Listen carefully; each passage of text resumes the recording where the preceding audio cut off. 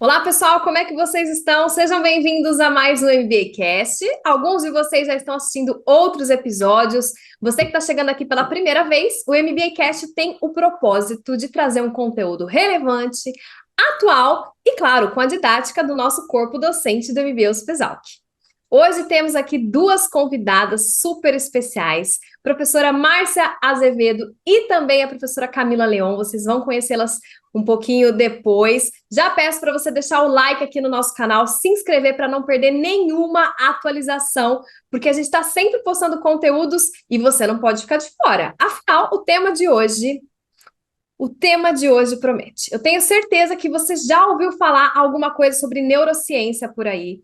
Porém, é aquele tema delicado, gente, porque nem todo mundo entende a complexidade, nem todo mundo pesquisou isso de fato, tem muita fake news em torno disso. E vamos conversar com quem entende, vamos falar com elas que já estão nessa área há muito tempo. Professora Márcia Azevedo já deve ter encontrado cada coisa na área de neurociência, né, professora? Muito obrigada, Amanda. Que alegria estar aqui com você hoje, com todas e com todos que nos assistem. Olha, como a Amanda disse, né? Meu nome é Márcia Azevedo. Eu sim, já, né, trabalhei como professora há mais de 20 anos aí na sala de aula. Fui coordenadora de área, coordenadora pedagógica. Atualmente eu desenvolvo pesquisas na área de educação e atuo também na gestão, né, como diretora pedagógica.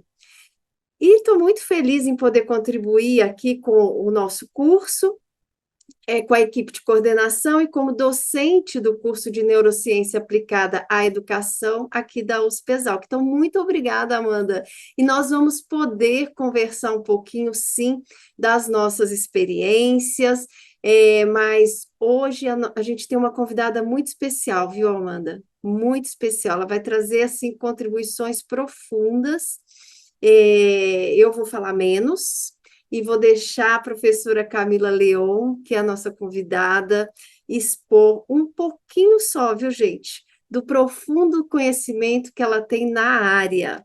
A Camila Leon, a professora, também é docente aqui do nosso curso de Neurociência Aplicada à Educação, e ela vai abordar alguns temas da área de neurociência que muitas vezes são divulgados de forma errônea, e aí eles podem se tornar um neuromito até, né?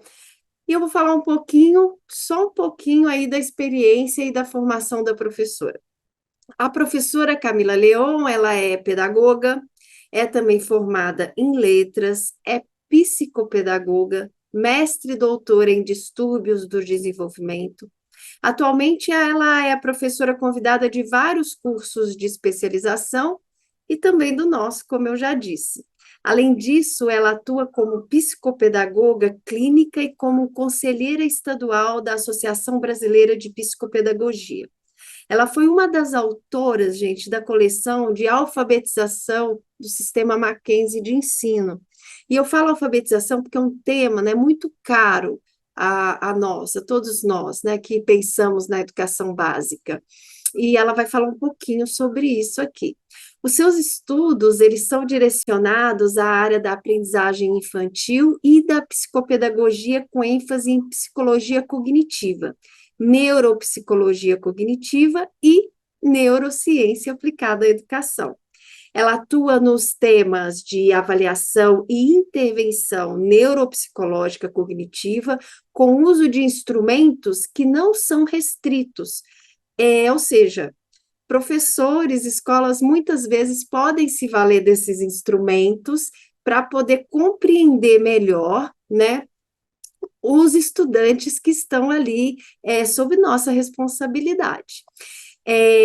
Ela também trabalha com habilidades preditoras de linguagem escrita, consciência fonológica, aquisição de linguagem escrita, alfabetização, transtornos de aprendizagem, funções executivas e autorregulação.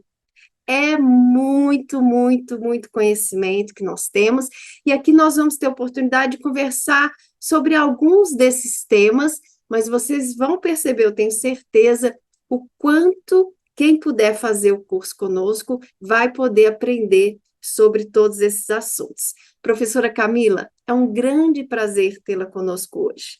E, sem mais delongas, vamos iniciar a nossa conversa. Olá, Márcia. Eu que agradeço a oportunidade de estar aqui com vocês. Estou muito feliz de integrar essa equipe. Acho que é importante destacar aí na minha formação que eu sou pedagoga e licenciada em letras, né? Então, assim como você, também tive uma experiência na educação básica, fui.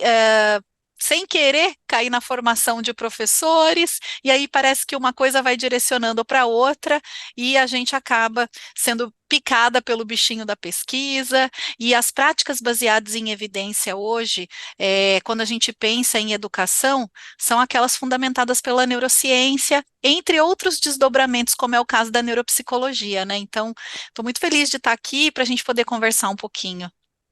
Ai, muito obrigada por ter lembrado, porque isso é super importante. Quer dizer, é alguém que fala da educação, mas também que esteve muito perto, né? Que esteve na sala de aula, isso faz toda a diferença também. Professora Camila, mas tratando desse tema, né, de neurociência, muitas pessoas se sentem fascinadas pelas descobertas da neurociência, mas tem dificuldade em conceituar neurociência. Você, assim, para a gente iniciar essa conversa, poderia explicar brevemente o que que seria, como é que a gente pode conceituar a neurociência e como ela se relaciona com a educação? Eu acho que esse é um bom início de conversa aqui para a gente. Com certeza. Bom, acho que em primeiro lugar, antes de conceituar a neurociência, eu queria destacar que a palavra neuro está muito na moda. Então, as pessoas, né, muitas vezes ficam entusiasmadas por verem a palavra neuro, ou por verem qualquer divulgação que apareça a imagem de um cérebro, né, e logo já se relacionam com neurociência. E a gente precisa tomar um pouquinho de cuidado nesse sentido, né? Então, o que é de fato a neurociência? É essa ciência interdisciplinar que vai estudar a relação entre cognição, emoção e comportamento, a fim de estudar essas relações por meio de diferentes perspectivas, né? Então, quando a gente fala dessa ciência interdisciplinar, a gente pode beber da neurofisiologia, da anatomia, da farmacologia, da biologia molecular, celular, etc., né? Então, é extremamente importante a gente entender que a neurociência, então, ela vai estudar além do cérebro, né? Podemos dizer que é essa ciência interdisciplinar que vai estudar o sistema nervoso como um todo, entendendo, então, o quanto tudo vai passar pelo nosso sistema nervoso, incluindo a aprendizagem. Né? Para quem é da área educacional, né, Márcia, nós somos da área educacional, quando a gente pergunta para um professor o que é aprendizagem, os professores logo já sabem responder, mas é uma tristeza a gente pensar que na formação das licenciaturas desses professores, eles não tiveram, muito provavelmente, nenhuma disciplina falando do neurodesenvolvimento, desse órgão tão importante que vai integrar as diversas informações pelas entradas sensoriais do nosso corpo, né? E vai nos ajudar, por exemplo, na consolidação de memórias, quando a gente pensa em aprendizagem. Então, é um assunto extremamente interessante, ao mesmo tempo que deixa as pessoas curiosas e que, ao mesmo tempo, pode provocar alguns neuromitos por falta mesmo de conhecimento, né? Isso tem tudo a ver com a proposta do nosso curso, que pensa a educação, né, nas suas diversas dimensões. Então, você falou aí da formação das licenciaturas, às vezes elas são muito centradas no aspecto cognitivo. Mas e o quanto a emoção? Nós tivemos aqui o professor Lino de Macedo conversando com a gente, falando do quanto a emoção impacta na aprendizagem, não é? E a memória, né? Sem memória a gente não consegue aprender também. Mas você tratou aí de uma questão dos neuromitos. Isso, na verdade, acho que atrapalha bastante também quando a gente pensa em neurociência. Você teria algum neuromito assim que circula muito e que é importante a gente mencionar aqui, Camila? Nossa, nós temos vários, né? Podemos pensar assim nos mais gerais, como por exemplo, acreditar na dominância de um hemisfério em detrimento do outro, né? Então a gente sabe que a gente tem hemisfério direito e esquerdo, e antigamente No início dos estudos da neurociência, até se acreditava que um hemisfério, por ser especializado numa determinada área, ele era dominante ao outro. Mas hoje em dia, com o avanço dos estudos, a gente sabe que ambos são importantes, funcionam de maneira integrada, então não existe aquela coisa de, ai, vamos ensinar dessa maneira porque eu vou ativar hemisfério direito, ou vamos ativar daquela outra maneira porque eu vou ativar mais hemisfério esquerdo. Não, a gente sabe que o ideal seria estimular de uma maneira multissensorial. Quanto mais multissensorial for, melhor, o que é um desafio se a gente for pensar em ensino médio, ensino superior. Parece que o ensino vai ficando cada vez mais através apenas da fala, da audição e da visão, né, Márcia? Mas esse é um dos exemplos, e nós temos vários neuromitos interessantes nesse livro aqui, ó, que se chama Os Caçadores de Neuromitos. Esse livro aqui, publicado pela editora Menon, é de organização da Roberta Cuni, da Larissa Zeglio e do Orlando Amoedo Bueno in Memoriam, né? E nesse livro é muito legal, porque eles vão trazer vários neuromitos. Pensando na aprendizagem, eles vão falar desse, que nós falamos do hemisfério dominante. Eles também vão falar de algo que na área educacional a gente ouve muito, que é a tal famosa pirâmide da aprendizagem, né? A pirâmide de Glasser, né? Se a gente for pensar assim, na prática, ela faz sentido, ou seja, parece que quando a gente ensina de uma maneira que alguém use aquele conhecimento ali naquele momento, o que alguns autores vão chamar de ensino ativo, né? Ou aprendizagem ativa, parece que a gente vai promover uma capacidade maior de aprendizado. E numa aprendizagem mais passiva, que seria, por exemplo, ler um livro, a gente absorveria só 10% da capacidade de aprendizado. Quando a gente olha para isso, até parece que faz sentido, mas quando a gente vai olhar para os estudos experimentais que comprovaram a eficácia dessa teoria, a gente vai ver que ela não foi comprovada cientificamente, né? Então, é extremamente importante a gente poder conversar um pouquinho sobre esses neuromitos, até para quem tiver interessado, de repente, vir estudar aqui com a gente no curso, né? Para poder desmistificar alguns desses neuromitos que estão tão impregnados na nossa vida, né? Ah, que interessante. Parece, quer dizer, as coisas são bem mais complexas, né? Então a gente não consegue dividir mais tanto em caixinhas e tudo mais. A gente entende a complexidade também do aprender, né? Acho que a neurociência contribui com isso também. Quando você fala de mobilizar o conhecimento, parece que as pessoas aprendem mais, né? Porque, na verdade, também elas estão trabalhando com diferentes dimensões, né? Então, quer dizer, a explicação pode não ser simplesmente porque você mobiliza o conhecimento, simplesmente, mas porque você ativa diversas dimensões, né, da sua constituição. Mas esse também, então esse a gente pode considerar que seja um avanço, né, ou uma contribuição da neurociência para a aprendizagem. Então, essa consciência das formas de aprender. Uhum. E aí, isso, né, Márcia, também pode impactar num outro neuromito também, que é muito difundido na área educacional, que são os estilos de aprendizagem. Então, parece que os alunos aprendem melhor no seu estilo de aprendizagem. Então, por exemplo, eu aprendo melhor quando eu ouço. Você, de repente, aprende melhor quando você vê. Outro aprende melhor fazendo. E aí, isso também acabou sendo difundido, e aí tem professores que acreditam nos estilos de aprendizagem, ao invés de dar a oportunidade de ser estimulado de uma maneira multissensorial. Acho que antes até da gente continuar, que eu sei que você ia talvez entrar num outro assunto, eu fiquei pensando aqui que eu não expliquei o que é um neuromito, né?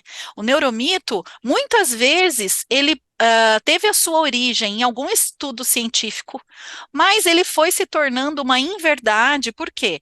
Ou alguém quis explicar aquilo de uma maneira tão fácil que desconstruiu aquela verdade inicial, ou muitas vezes pode ser um equívoco de interpretação dos achados, mas então o neuromito é isso, é uma inverdade que às vezes inicialmente teve alguma origem que era de verdade, mas aí faltou ter o quê? Estudos robustos, com controle de variáveis, comparando, né, o grupo controle com o grupo experimental, e aí essa realidade poder ser divulgada para um número grande de pessoas, para diferentes populações e culturas, né? Então, a gente precisa tomar um pouquinho de cuidado, principalmente na área educacional, porque eu brinco assim, né, com as pessoas que, quando você vai conversar com um professor da educação básica, às vezes você fala assim, nossa, Pro, que atividade legal, aonde que você aprendeu isso?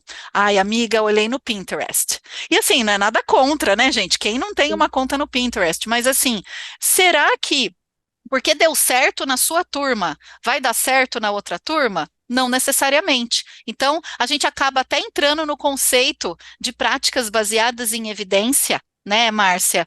Que é algo que é meio incomum na área educacional. Então, assim, além da gente não ter uma boa formação, possivelmente acreditar em neuromitos, ficar entusiasmado com a palavra neuro, a gente pode cair no equívoco de continuar utilizando práticas que não foram comprovadas cientificamente, que muito provavelmente são ineficazes.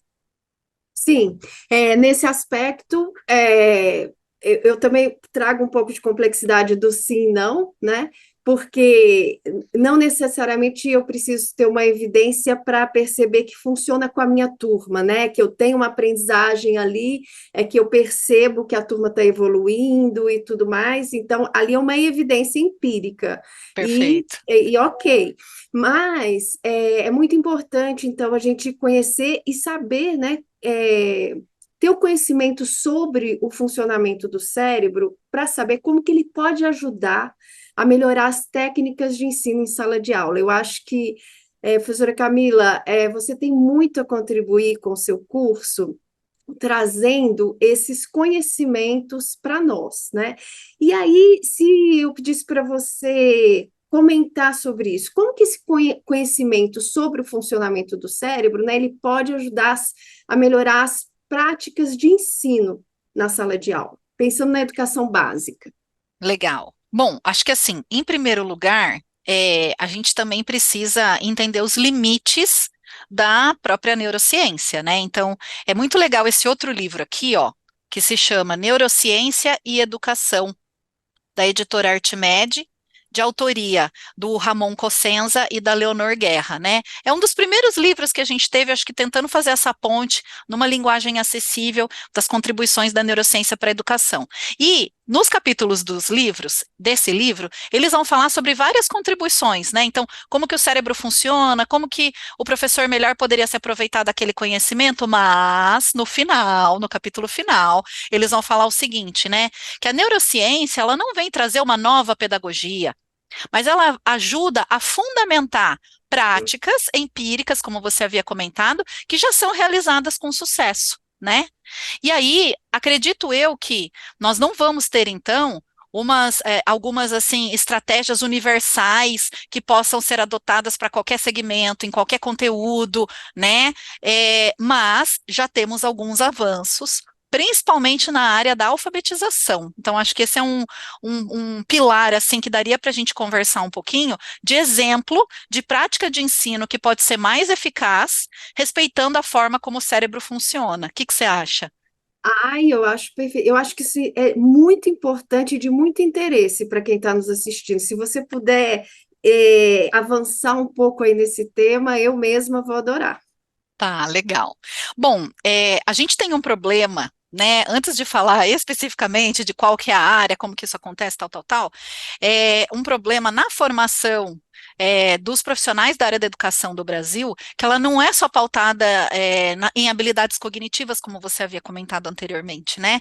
A gente tem um buraco que ele antecede isso, porque nós temos um currículo muito fundamentado em filosofia e legislação. Nada contra filosofia e legislação, são importantíssimas, mas eu não dar a oportunidade desse futuro professor, por exemplo, alfabetizador, de entender que o nosso cérebro não foi pré-programado para aprender a ler e escrever, e que isso é um artefato produzido pelo homem, e não deu tempo, do ponto de vista evolutivo desse cérebro, da gente já nascer com neurônios especializados para leitura, Essa, então, é uma informação fundamentada pela neurociência, que muitas vezes não chega para os professores alfabetizadores, e estes acabam tendo práticas fundamentadas, então, pela filosofia, e a gente acaba tendo, então, práticas pedagógicas de alfabetização ineficazes. E vários aspectos vão acabar permeando essa dificuldade de alfabetização, né? Então, assim, a primeira, Márcia, e você sabe disso, né? É essa crença de que o fato da gente estar num ambiente letrado vai nos possibilitar levantar hipóteses sobre as relações entre letra e som e, portanto, seremos alfabetizados. Isso é uma inverdade. Nossa, fantástico. E acho que é importante, além de saber, né, desenvolver técnicas, então, que me possibilitem a trabalhar melhor esse processo de alfabetização. Acho que você vai Uhum. tratar sobre isso no seu curso, né? Sim, sim, podemos falar sobre ele. Mas, no curso, né?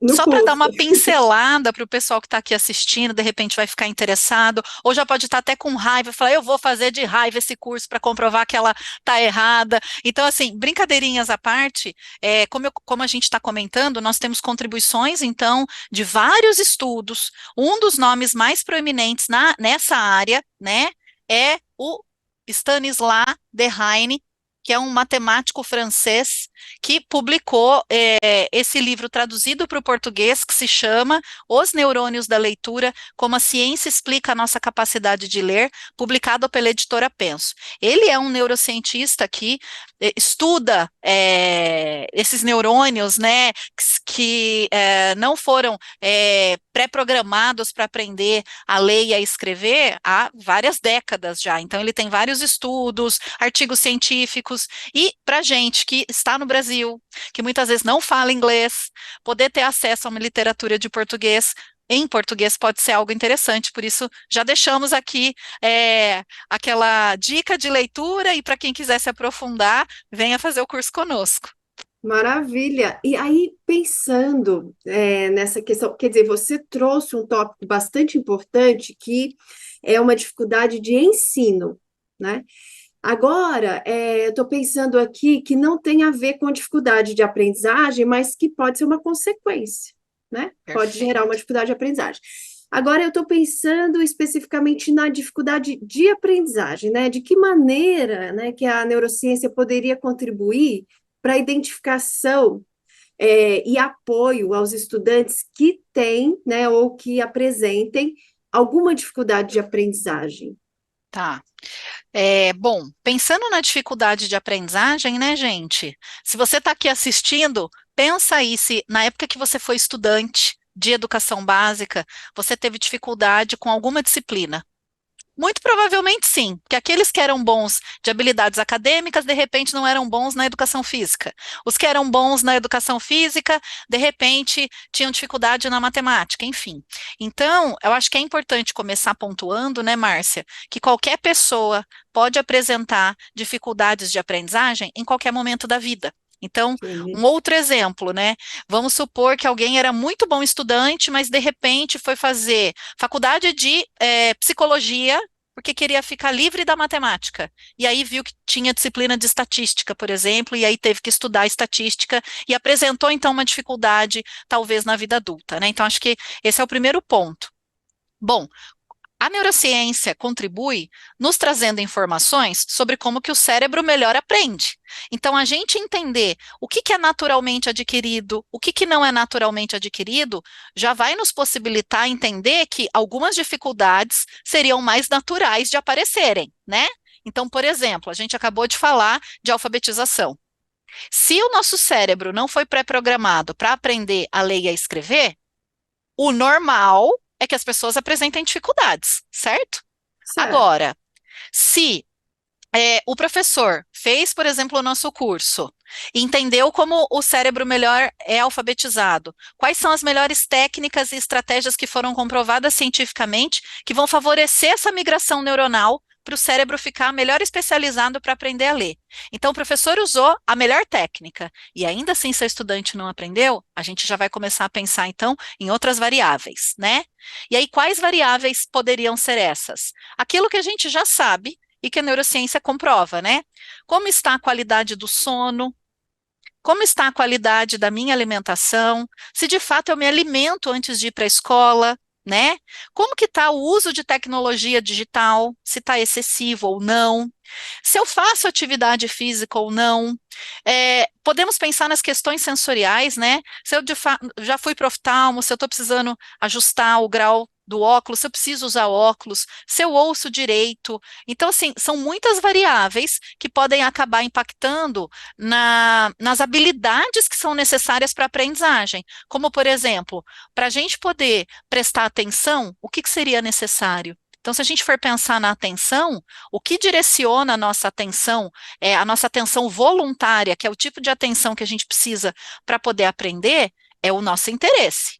Então, se eu estiver aqui falando de um assunto que não é muito interessante, as pessoas podem acabar trocando aqui o canal e indo assistir outra coisa, né? Então, os professores entendendo que esse é o primeiro ponto de partida, a gente já tem que repensar como que eu inicio a minha aula. Será que eu já chego e peço para abrir o livro e já vamos começar a fazer trabalhos de repetição? Trabalhos de repetição, exercícios de repetição, eles são importantes.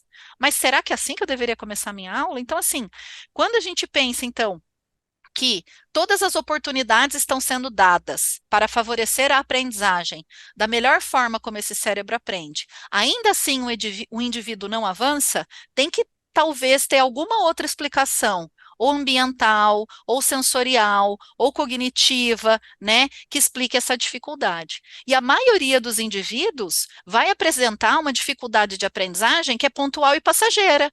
Então, às vezes não tive vínculo com aquele professor é chato, né? Não sabe nem o meu nome. Ou a disciplina não é legal, gente, não gosto dessa matéria, e o professor ainda é chato, então, assim, não vou me motivar a aprender. Então, assim, a gente precisa ir olhar para esses outros fatores, que são fatores mais ambientais, que vai desde o vínculo, tipo de instrução do professor, até sofrimento de bullying na sala de aula, ou até questões emocionais, né? Então, como será que está a vida desse indivíduo? Será que houve alguma perda familiar? Será que ele está apaixonado? Será que ele acabou de entrar na adolescência? Então, são tantos os fatores que podem impactar a aprendizagem que seria extremamente importante os professores terem acesso a informações para poder melhor observar e verificar quando o professor pode resolver ou fazer alguma coisa, ou quando tem que buscar ajuda de alguém da área clínica, por exemplo, um atendimento especializado. Ai, sensacional, porque você tratou do tema que é o módulo 2 do nosso curso, né? Porque ele aborda a educação de qualidade social. E Olha aí, que quando a gente fala em interessante. educação de qualidade social, é pensar nesse todo, que vem do café da manhã, da alimentação, do ambiente em casa, do cuidado, né? Então, é isso, né? Para aprender, eu tenho que estar bem, né? Eu tenho que estar. E aí tem uma série de fatores. Tem uma questão, né, que a gente fala, poxa vida, de repente eu passei por um professor que eu não tinha vínculo, alguma questão, e no outro ano, né, eu tive aula com outro professor da mesma disciplina e super gostei. Ok, só que esse ano que passou, eu deveria ter aprendido uma série de coisas. E não é que isso vai ser fatal, mas faz falta, né?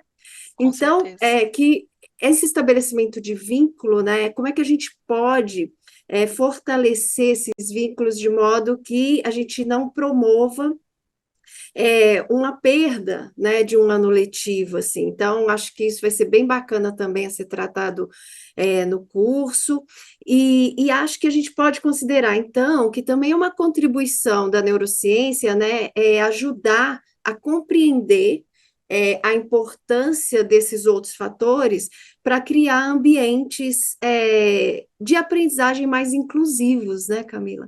E aí eu estou pensando na inclusão de todos e de todas, né? Não na inclusão só de alguém que tem uma necessidade específica.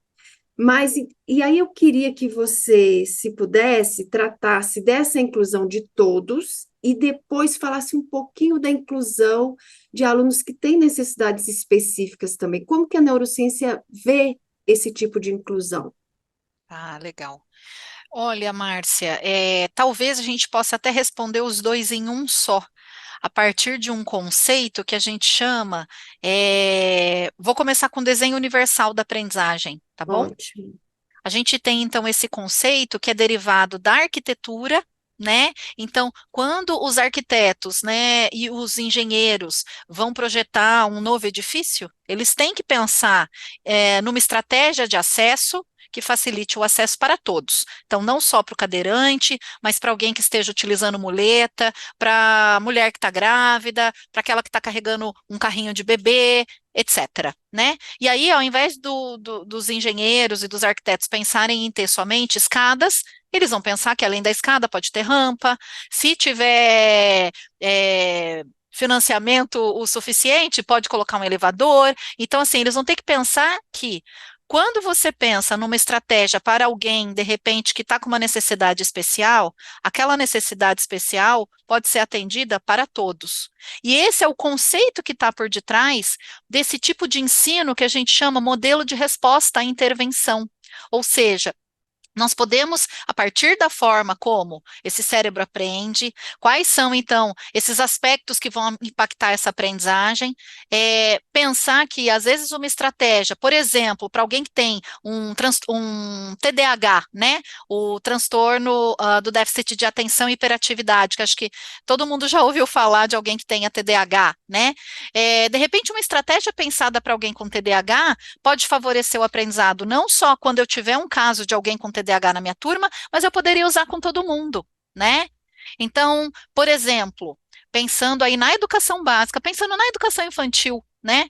As crianças muitas vezes são mais agitadas, porque elas ainda estão com o cérebro no início do desenvolvimento dele, né? Esse cérebro vai finalizar esse amadurecimento a partir dos 21 anos de idade. Então, é um longo caminho pela frente. Então, você imagina essas crianças com bastante energia, né? Educação infantil, esse professor muitas vezes descabelado por não ter técnicas, às vezes cansado porque dobra turno, e aí ele aprendeu, de repente, num curso de TDAH, que para meninos com TDAH valeria a pena ele ter um combinado do silêncio com aquela turma, por exemplo. E aí, olha que interessante. Esse combinado do silêncio não vai servir só para ajudar aquele menino que tem um diagnóstico quando ele está mais desregulado, mas ele pode servir para todo mundo na sala. Né? Então, podemos pensar, então, que existem braços dentro da neurociência, né? A neuropsicologia é um dos braços dentro da neurociência que consegue pensar em como transportar esse conhecimento de laboratório, de estudos com experimentos com animais e com seres humanos, em práticas para a sala de aula, né? Essa transposição e essa ponte, muitas vezes, é feita, por exemplo, pela neuropsicologia escolar, né? E aí, nesse sentido, a gente poderia pensar, então, em algumas estratégias que a gente chamaria de universais, como é o caso desse modelo de resposta à intervenção. Então, uma das possibilidades seria trabalhar com funções executivas, né? Então, a gente estimulando essas habilidades cognitivas mais complexas, que vão demorar aí para serem desenvolvidas, que envolvem essa nossa capacidade de gerenciar comportamentos, emoções e pensamentos, poderia auxiliar todo mundo, quem tem um diagnóstico e quem não tem. Então, obviamente, a gente vai ter alguma disciplina que pode se aprofundar mais, né, nesse assunto, aqui é só aquela palhinha inicial, mas nós podemos, então, sair um pouco da caixa e pensar e entender que uma estratégia pensada para alguém, por exemplo, com dislexia, pode servir para todos, como é o caso do método de alfabetização. O melhor método de alfabetização para disléxicos, que é o fônico e multissensorial, ele é benéfico para todos. Então, acho que a gente podia pensar Maravilha. nesse E é isso que a sentido. gente pensa, né? Inclusão de todos, não é? Mas você trouxe dois assuntos que eu tenho que pedir para você aprofundar um pouquinho mais, que é o desenvolvimento cerebral, né? Porque isso tem muito impacto para a educação e muitas vezes de uma exigência numa idade que a criança ainda não dá conta e a gente não sabe disso. Aí a gente acha que ela não quer fazer, ou dá alguma tarefa em que ela não responde, aí acha que a criança está com algum problema, sem entender que aquela exigência não condiz com o nível de desenvolvimento daquela idade. Então, queria que você falasse um pouquinho disso, e aí já depois abordasse, né, acho que vai ter uma ligação com as funções executivas, porque tem a ver também com o que eu consigo responder, né, e com o que eu consigo planejar e em que momento da minha vida. Às vezes a escola exige demais, e esse por falta de conhecimento desses dois aspectos. Você concorda com isso, Camila? Concordo. E eu acho que o primeiro assunto que você está tocando é a importância da gente entender um pouquinho melhor dos marcos do desenvolvimento infantil. Então, assim, Isso. é muito comum, às vezes, na escola, a gente ter uma fala de que vamos respeitar o tempo da criança, cada criança tem seu tempo. E aí a gente, quando vai olhar para as contribuições da neurociência, fala, olha, não é bem assim. Por quê? Uma criança que com 3 anos de idade não fala, é uma criança que está atrasada. E ela está atrasada, e esse atraso, se nada for feito por ela, vai impactar na alfabetização. E aí começa aquela bola de neve, que vai ser provavelmente aquele menino que vai evadir no ensino médio e que não vai para o ensino superior, porque nada foi feito por ele, e um atraso vai levando a outro. Então, a gente poderia entender que o, o professor compreender melhor dos marcos do desenvolvimento infantil, sinalizar quando há um atraso, pensar em estratégias de estimulação em sala de aula, fazer orientação para a família. Nós não estamos pensando em diagnóstico. A gente só está pensando que existe uma hierarquia na aquisição de habilidades mais básicas para habilidades mais complexas, pensando em habilidades cognitivas e emocionais, sociais e de psicomotricidade, que se elas não forem respeitadas, elas podem trazer prejuízos no futuro. E tem, Márcia, hoje em dia, né, nós temos até assim questionários de acesso não restrito que professores poderiam se utilizar para identificar desde a primeira infância, desde lá da creche, se existe algum tipo de atraso, seja de desenvolvimento cognitivo, motor, social ou emocional, e já fazer algo. Então, a escola poderia, através de cursos como esse e de contribuições da neurociência, se empoderar para ter ações antes de fazer encaminhamento para a clínica, sabe? A gente poderia desinchar as clínicas e já começar a ter uma atuação, que é um dos focos das minhas pesquisas, que é uma atuação precoce e preventiva. Né? Então, o quanto antes identificar, o quanto antes a gente conseguir fazer alguma coisa, a gente consegue evitar com que essa criança tenha uma dificuldade maior no futuro, né? Não, e eu sei o quanto você é fantástica, né, nesse estudo, nessa pesquisa, e o quanto você vai poder contribuir aqui para o nosso curso. Bom, mas e as funções executivas, a relação disso? Ah, legal. Então, assim, nós temos várias habilidades cognitivas, né? Entre elas, essas tais funções executivas, que vão finalizar o amadurecimento a partir dos 21 anos de idade. Então, o professor, sabendo disso, ele poderia, como você comentou, respeitar um pouco mais os marcos do desenvolvimento até chegar lá nesse amadurecimento. Vou dar um exemplo, que, aliás, para quem está na educação, a gente sabe que as transições de ciclo, elas são transições que vão trazer, assim, maior responsabilidade para a criança, mais trabalho para o professor. Então, quando a criança sai de casa e ingressa na escola, a gente já pode entender que vai exigir dela comportamentos mais adequados às novas regras sociais, então vai exigir funções executivas. Um controle maior das emoções e do comportamento. Então, a criança vai sair daquele ambiente que, às vezes, ela podia fazer o que ela queria, na hora que ela queria, do jeito que ela queria, para um ambiente mais controlado, com novas regras, tem horário. Tem muitas famílias que falam, nossa, mas meu filho come cenoura na escola, em casa ele não come, né? Então, assim, o quanto que a escola pode favorecer esses processos, e aí a gente pode pensar também nas dificuldades, né? Então, assim, quando essa criança sai da educação infantil e ingressa no Fundamental 1, ela sai de um ambiente que é mais lúdico, mais livre, para um ambiente que agora ela tem que ficar maior tempo sentada na carteira, com estudos direcionados na maior parte do tempo, e assim vai indo a cada transição de ciclo, né? Do Fundo 1 para o Fundo 2, outro desafio enorme, e uma falta de compreensão dos professores, principalmente dos especialistas, de que aquele cérebro está ainda em desenvolvimento. Então, não é porque ele foi para o 6º ano que agora ele criou responsabilidade, ele vai fazer tarefa sozinho, em casa a família acredita que não precisa mais acompanhar estudos para prova, tarefas para casa, né? E a gente precisa se lembrar que esse cérebro ainda está em desenvolvimento.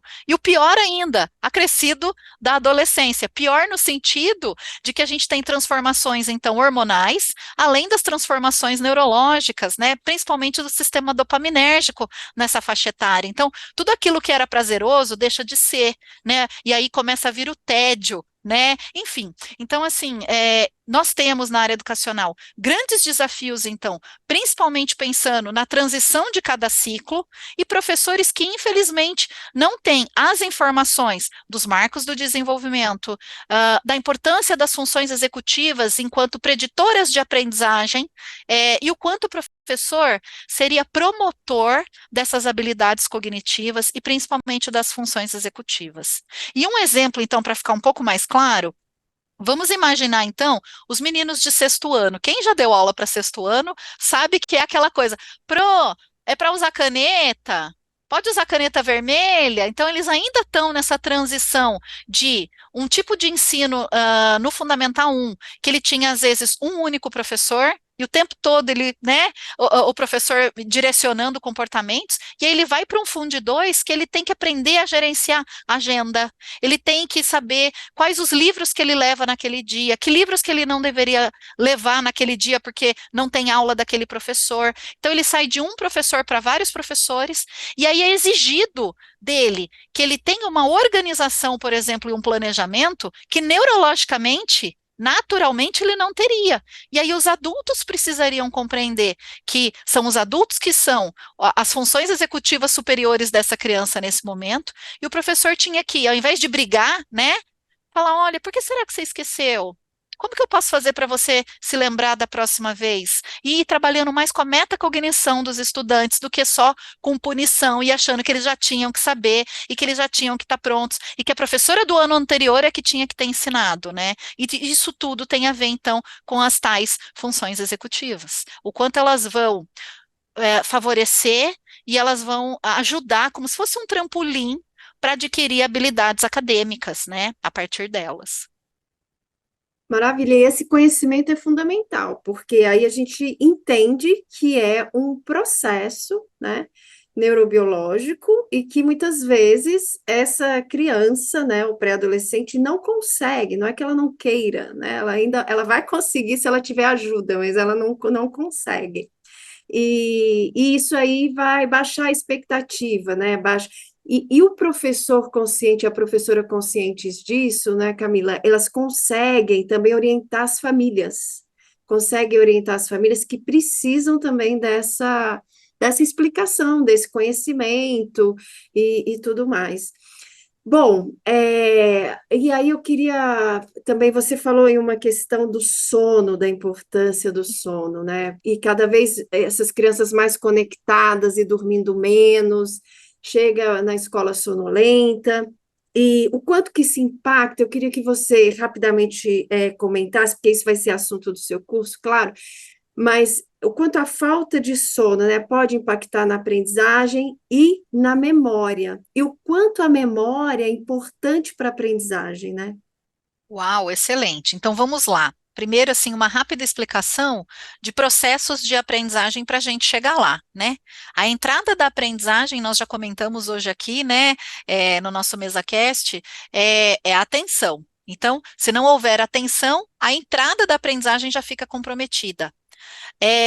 A gente precisa, então, direcionar os nossos comportamentos para aquele assunto que está sendo tratado. Esse assunto precisa ser revisitado para ser consolidado e armazenado na memória de longo prazo. Então, pensando inicialmente na relação da memória para o aprendizado, é fundamental que o professor entenda, não tenha preconceitos de que os processos de memória são importantes para a aprendizagem. Obviamente, a aprendizagem ela vai além, né? Então, eu vou precisar fazer o uso da memória para colocar em prática informações e aí, de fato, mostrar que eu aprendi um determinado assunto, certo? Ok, isto posto, a gente precisa entender que eu preciso estar funcionando direitinho, biologicamente falando, para eu poder estar apto a aprender. Então, se o meu grau de alerta numa aula estiver baixinho, o que significa meu grau de alerta, né? A minha probabilidade de dar uma resposta. A minha probabilidade de dar uma resposta precisa estar ótima. E isso vai depender da temperatura da minha sala de aula, da luminosidade da minha sala de aula, se eu me alimentei adequadamente e se eu dormi direito à noite, né? Então, assim, inicialmente a gente podia pensar que a qualidade do sono à noite e a quantidade de sono à noite vai impactar diretamente no meu grau de alerta durante o período de aula para eu poder aprender. Aí, outro aspecto importante, se a gente for pensar no sono, é o sono, ele auxilia na consolidação de memórias, né? Até o filme Divertidamente um, muito brilhantemente mostra isso. Para quem não assistiu, hashtag fica a dica. Acabou de ser lançado o Divertidamente 2, que vai falar sobre adolescência, vai entrar o tédio e a ansiedade, então recomendo assistir os dois. Mas voltando no Divertidamente um, eles mostram de uma maneira lúdica o quanto o sono ele é importante para a consolidação de memórias. E aí, se a gente for pensar na sociedade, não só nas nossas crianças, né, Márcia? Nós estamos dormindo muito mal. Nós Exatamente, estamos cada vez viciados em menos. tecnologia, dormindo cada vez menos. Então, a gente, aí, pensando na criança, então, nós adultos precisamos entender que nós somos modelo. Então, eu falo para o meu filho dormir, mas eu não durmo. Eu falo, né? Então, assim, o quanto que eu também preciso ter uma melhor higiene do sono, uma melhor rotina do sono em casa, para eu ser um melhor modelo. Isso vai me favorecer enquanto adulto e eu vou ser um melhor modelo para minha criança, né? Então, temos que pensar nesses vários aspectos. Porém, caso as pessoas tenham alguma dificuldade, não conseguiu dormir direito à noite, a gente pode pensar em algumas alternativas para melhorar essa qualidade de sono, né? Então, hoje nós falamos da importância da prática da atividade física. Atividade física é o melhor regulador que a gente tem biológico de uma série de aspectos neurológicos que pode favorecer, então, essa melhor qualidade do sono. Que mais? Evitar tomar café depois das 5 horas da tarde, para quem toma café. Não só café, como chás que possuem cafeína, chocolate, tudo aquilo que pode ter cafeína, a gente precisa tomar esse certo cuidado. Caso você não tenha conseguido dormir muito bem à noite, quem sabe você não consegue fazer um cochilinho depois do almoço.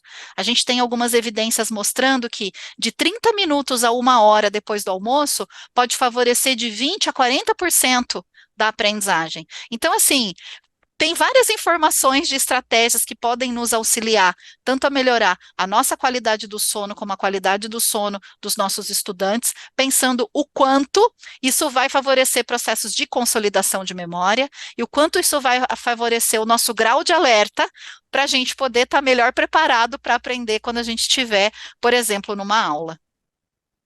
Nossa, muito bom, muito bom. E aí você traz um aspecto, né, que é isso, escola e família têm que trabalhar juntas, né, e muito, assim, atentas a todas as dinâmicas, né? Então, se todo mundo vai levantar de manhã, todo mundo precisa dormir bem, precisa comer adequadamente, enfim, vamos todos para a escola, né?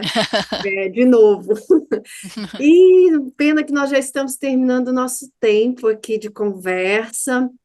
Mas então eu ia te perguntar, Camila, eu vou te perguntar assim, se há, né, nas suas pesquisas, nos seus grupos de estudo, se vocês discutem sobre expectativas futuras para a integração da neurociência na educação e também quais os desafios que vocês percebem serem maiores, né, que a gente precisa enfrentar e o que seria necessário fazer para que esses desafios sejam superados, assim, pensando nas contribuições da neurociência para a educação, aterrissado no chão da escola, né? Que desafios são esses?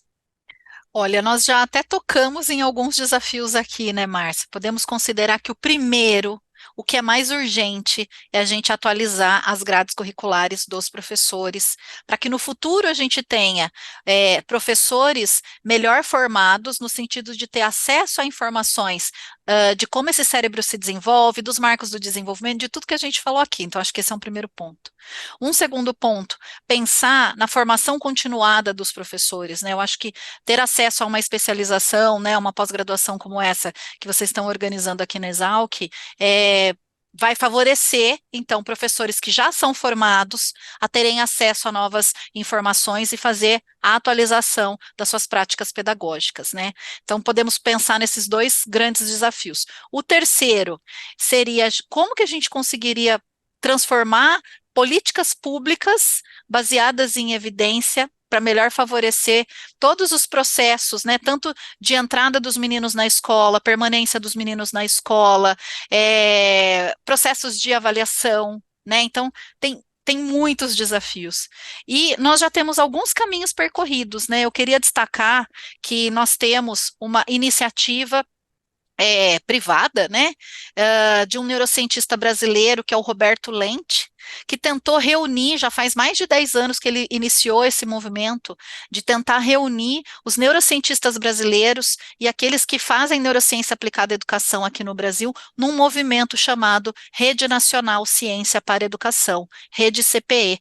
Então, a iniciativa do professor Roberto Lente foi reunir os diversos grupos de pesquisas brasileiros, para que possam haver trocas de experiências, e um poder ajudar, né? Então, olha, sua pesquisa foi até aqui, a minha pode ser assado e assim por diante. Então, fica aí até o convite, anualmente, a Rede CPE faz um encontro anual com pesquisadores compartilhando práticas e pesquisas, professores de sala de aula compartilhando suas experiências, então está havendo esse movimento de troca, mas ainda não virou política pública, ainda não modificou os currículos das formações de professores, né? Então, por enquanto, a gente vai depender dessas iniciativas isoladas, assim como o de vocês de fazer esse curso aqui.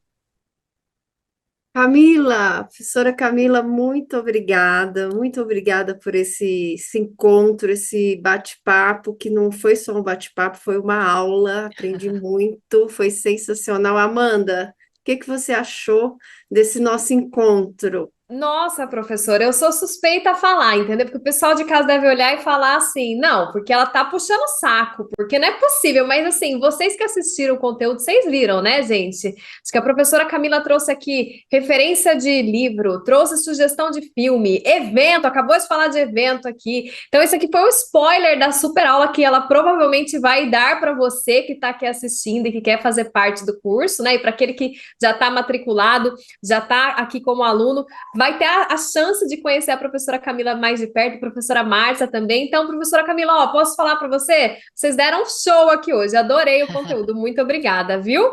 Então, queria te convidar para deixar uma mensagem final aqui para todos que estão nos assistindo. Ai, que legal, Amanda. Fiquei super feliz com o seu feedback. Foi um grande prazer poder estar aqui com vocês, meninas. Rever a Márcia, né? Nos conhecemos já há pelo menos uns 7 anos, Márcia, ou mais até, né? Enfim, Isso. abafa, abafa. Mas a mensagem final é que a gente não perca a esperança, porque, como a gente comentou, os desafios são enormes, né? Mas eu tenho um pensamento meio poliana, assim, de que a gente não pode perder a esperança de ir atrás das informações, principalmente aquelas fundamentadas pela neurociência.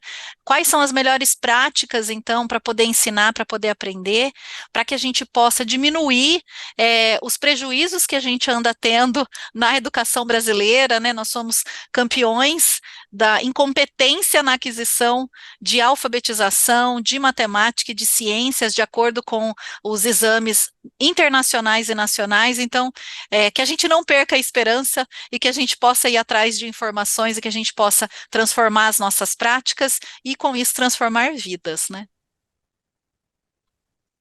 Ai, professora, que mensagem mais linda! Muito, muito obrigada. Pessoal, não tem como vocês perderem a esperança. Você tem aqui duas referências, né? Professora Márcia, professora Camila, e mais todo o corpo docente do MBA Hospesal, que está ali lutando pela mesma causa que você, que é melhorar a educação e baseado em ciência, né, professora Camila? Então, assim, fujam dos neuromitos, pessoal, fujam dos neuromitos.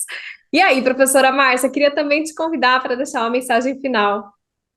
Ai, Amanda, professora Camila, eu quero agradecer demais esse encontro e acho, não, tenho certeza que a professora Camila não tem nada de poliana, sabe por quê? Porque ela faz acontecer. né?